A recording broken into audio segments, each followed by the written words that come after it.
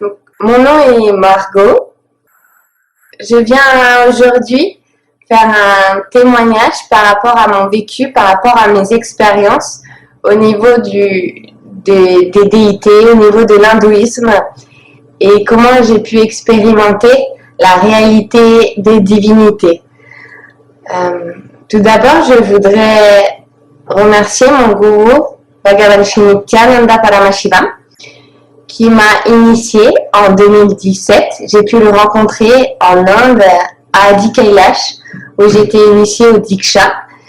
Et j'ai pu longer chaque jour, visiter chaque jour les plus beaux temples et connaître l'espace des pujas, des rituels, des homas, donc qui sont différents rituels qui ont lieu tous les jours et aussi en plus particulier des jours de célébration. Au moment où j'étais en Inde, en fait, l'hindouisme était complètement nouveau pour moi. C'était quelque chose que j'avais lu ou peut-être un petit peu vu, mais que je n'avais pas ressenti. Et l'expérience, elle devient vraiment valable lorsqu'il y a un ressenti, lorsque ça s'ancre dans les cellules. Donc j'étais en Inde pour 3 mois et lorsque je suis rentrée, j'ai été à Paris dans un temple qui s'appelle le Ganesha Temple et à ce moment-là, lors d'une puja, un archana, donc on chantait mon nom devant la déité qui s'appelle Lord Ganesha, j'ai senti tout mon cœur s'ouvrir, tout mon Adanda Ganda, on peut parler même des chakras, l'alignement des chakras, et à ce moment-là, j'ai eu vraiment l'expérience que les dieux sont réels. À partir de ce moment de cette sincérité, une relation en fait peut s'établir avec les déités. Et les différentes déités ont une particularité, ont un certain darshan, une certaine énergie, un certain mot à vous adresser. Toujours là pour vous aider, pour vous bénir, pour vous accompagner sur le chemin de vos souhaits, de manifester votre réalité. L'espace des pujas, l'espace des temples, l'espace des mantras, l'espace de celui qui pratique l'hindouisme, c'est un espace de pure life positive, donc de pure vie positive.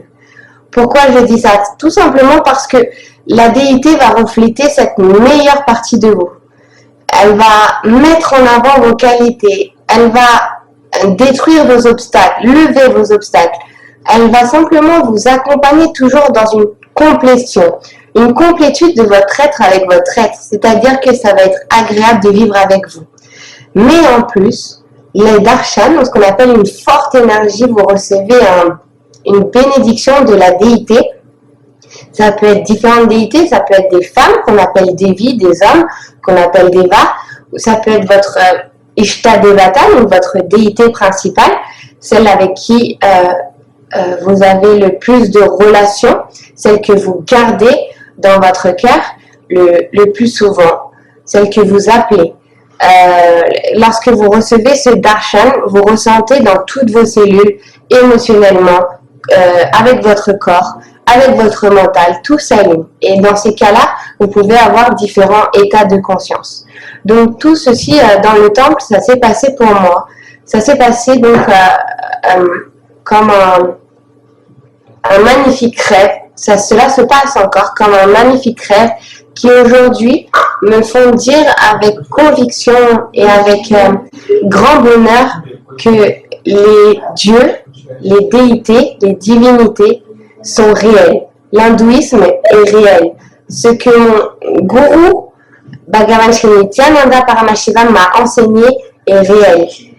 Dans ce temple, il y avait une communauté une communauté tamile, sri-lankaise, mauricienne, des petites communautés en fait qui sont venues vivre en France et qui vivent cette dévotion. Mais ils la vivent pas encore même au point où Bhagavan nous a initiés. C'est-à-dire que le fait d'être initié nous donne une relation simplement en appelant la déité, en fait, elle apparaît, elle vient. Pourquoi? Parce qu'il est Paramashiva, parce qu'il est un avatar.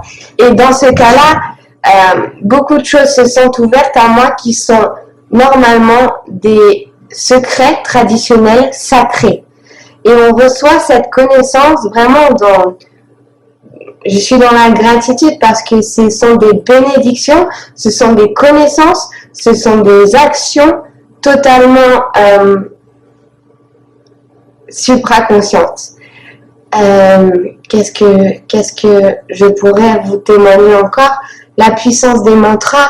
Je peux voler avec le mantra, c'est-à-dire que sans comprendre, sans avoir appris le sanskrit, il y a des différents états émotionnels, différentes compréhensions, et tout simplement, je m'assois dans le mantra et j'arrive et je ressens des ouvertures, je ressens des différents mondes, des différents lokas, on appelle ça lokas, et c'est magique, tout simplement, que l'hindouisme est réel et que les divins est réel, c'est pour moi logique, mais et aussi magique.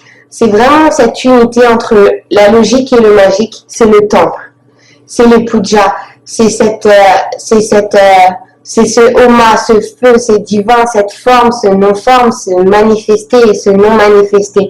Toute l'unité, je la retrouve dans le temple, toute ma sécurité, je la trouve dans le temple, et tout l'amour, tout ce moment où je peux éclore, comme je le retrouve dans le temple.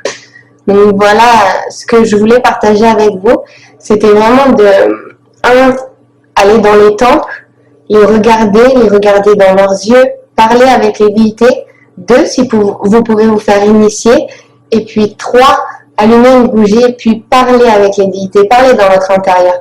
Vraiment, il faut qu'on réalise à quel point, pourquoi l'Inde a gardé aussi longtemps ses temples, c'est parce que les dieux sont réels. Et que aujourd'hui, la logique et le magique n'est pas paradoxal, mais elle tend à s'unifier. Et voilà ce dont je voulais témoigner aujourd'hui. Nityananda.